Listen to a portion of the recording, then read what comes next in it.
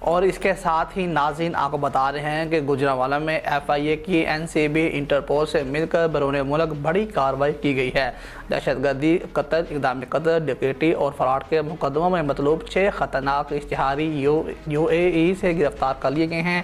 F آئی اے کے مطابق بتایا جا رہا ہے کہ گرفتار ملزمان کی شناخت سفیان علی، آکاشا اقبال، زہیب شہزاد، عبداللطیف، محمد جلیل اور محمد رمیز اشرف کے نام سے ہوئی ہے۔ گرفتار ملزمان کو UAE سے لاہور ایئرپورٹ منتقل کیا جا رہا ہے۔ گرفتار ملزمان پنجاب پولیس کو مطلوب تھے۔